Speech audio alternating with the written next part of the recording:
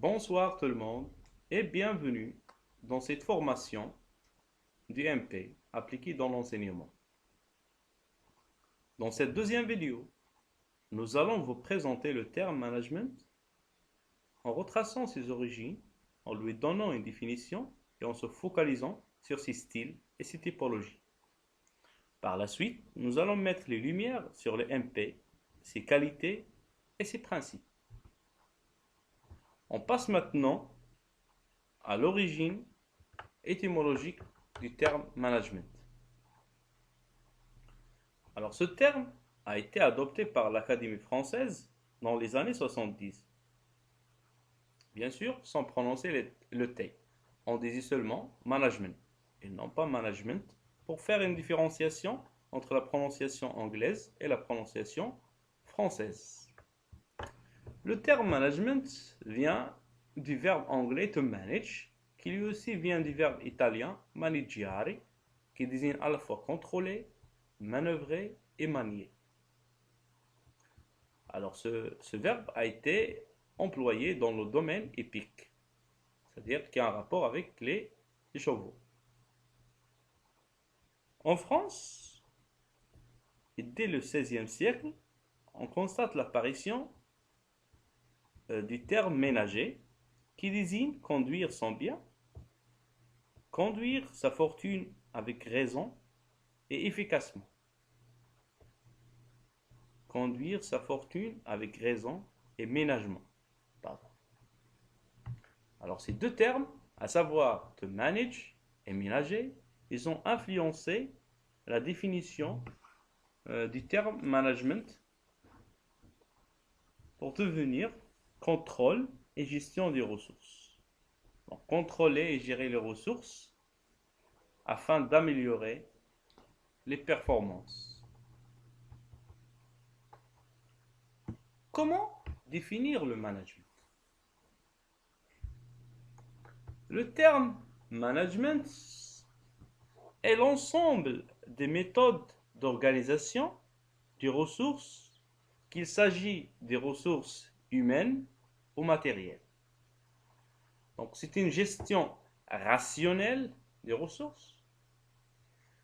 Le management est la mise en œuvre des moyens afin de réaliser les objectifs fixés par l'entreprise. On passe maintenant au style du management. Alors les styles du management sont déterminés par trois facteurs principaux. Le premier facteur, c'est l'attitude du manager, c'est-à-dire sa personnalité, ses idées, ses valeurs, ses croyances, son histoire de vie et bien sûr ses expériences. Le deuxième facteur qui peut influencer le style de management, c'est la stratégie et les objectifs de l'entreprise, c'est-à-dire le contexte global. Ses objectifs propres et aussi les résultats attendus. Le dernier facteur qui peut déterminer le choix du style de management adopté par un manager, c'est la situation rencontrée. Parfois, le manager change sa méthode de gestion selon le lieu où il se trouve et selon la situation. S'il est sur le terrain, dans une situation d'entretien, dans une réunion, ou bien dans un climat relationnel, c'est-à-dire ça dépend de sa relation avec ses employés et du climat relationnel régnant dans l'entreprise. Alors les styles de management s'articulent autour de deux axes principaux. L'axe organisationnel et l'axe relationnel. Alors le premier, il s'intéresse aux instructions, aux règles de fonctionnement, aux fonctions, aux rôles, aux tâches, aux objectifs. Et il s'intéresse aussi à la planification du travail et à l'évaluation des résultats. Tandis que le deuxième, à savoir euh, l'axe relationnel. Il favorise l'écoute, le conseil des collaborateurs, la création d'une ambiance qui favorise l'expression. Et aussi, il s'intéresse à améliorer les compétences individuelles. Il associe les équipes et les pousse à prendre certaines décisions. Et aussi, il forme les équipes. Donc, il existe plusieurs types de styles de management. Nous allons se contenter de 5 styles, ou bien de 5 types. Le premier style, c'est le style directif. Alors, le but de ce style, c'est structurer, organiser, planifier et contrôler.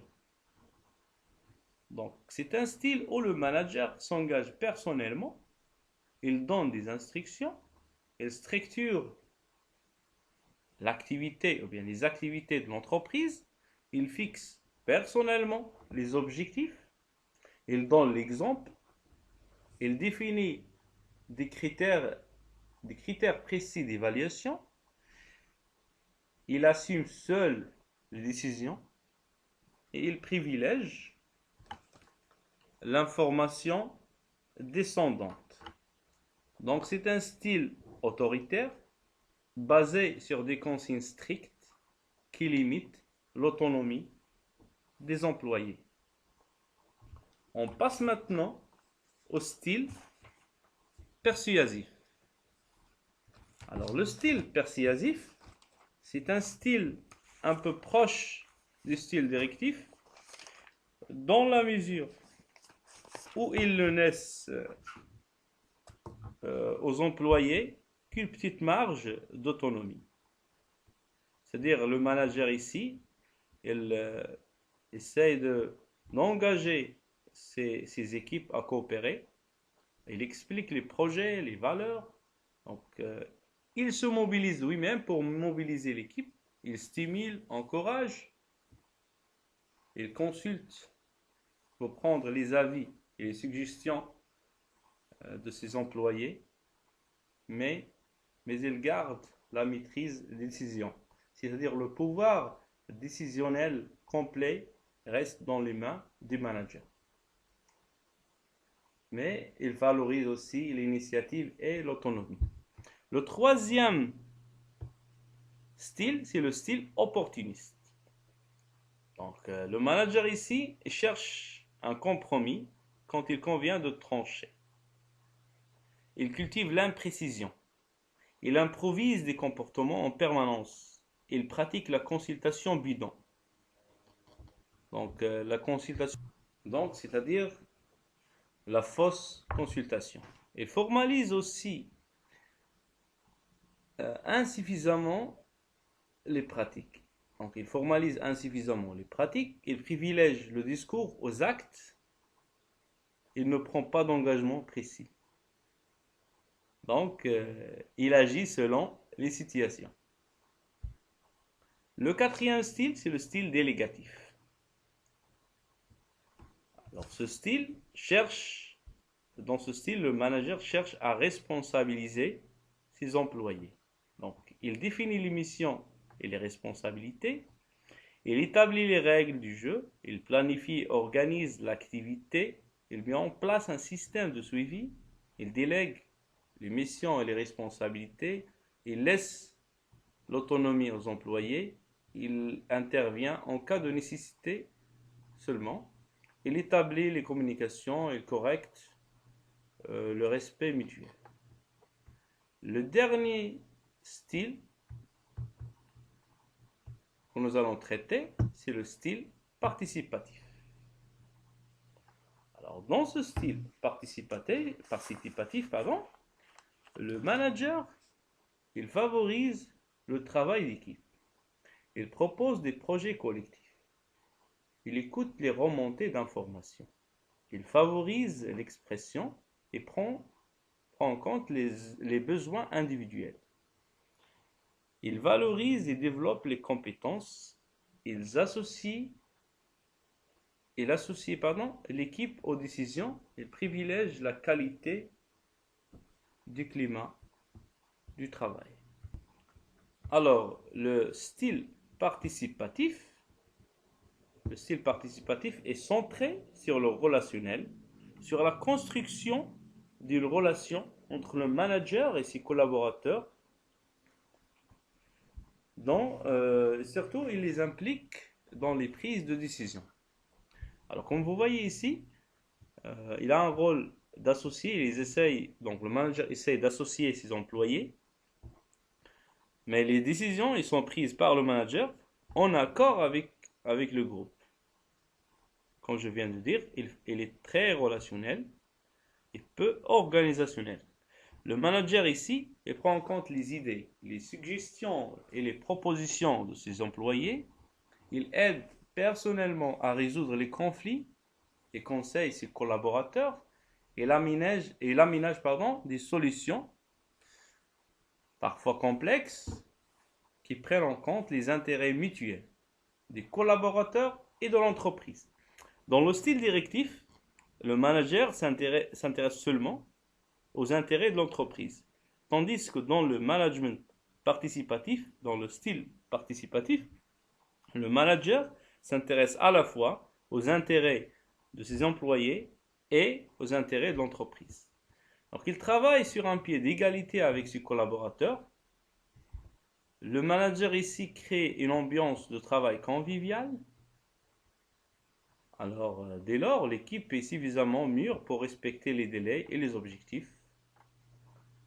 Donc, il doit faire attention que son équipe, alors il est mûr pour respecter. Donc, même s'il s'agit d'une ambiance de travail conviviale, il faut quand même respecter le délai et les objectifs fixés.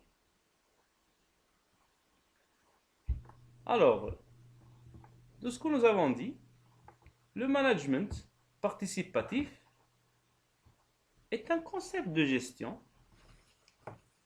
qui incite le personnel à contribuer au projet d'entreprise susceptible d'apporter des améliorations, soit en termes d'innovation, ou bien de progression des performances. Alors, l'application du management participatif apporte la satisfaction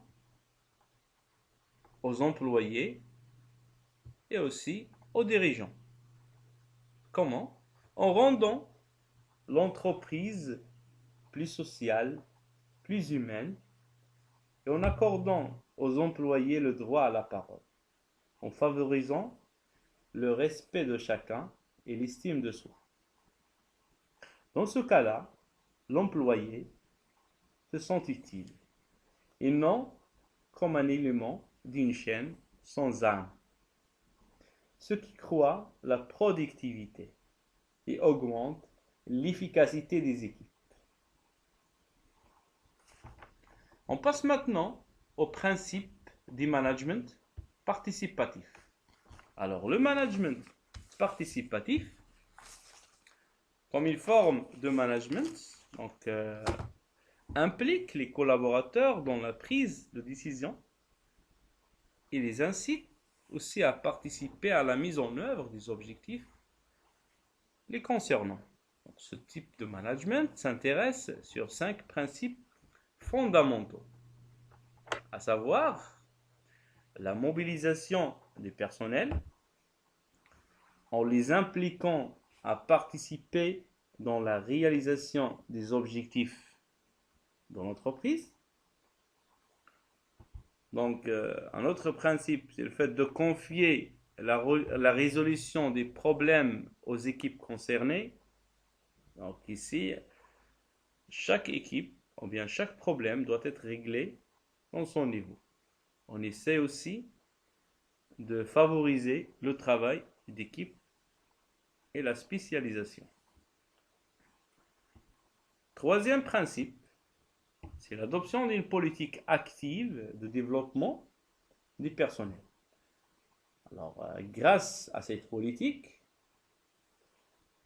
grâce à cette politique que je viens de dire, donc nous allons avoir un climat ou un climat favorable à la création, donc à la création des travaux, des projets, donc un climat, un environnement où règne la communication, l'écoute et le partage des informations.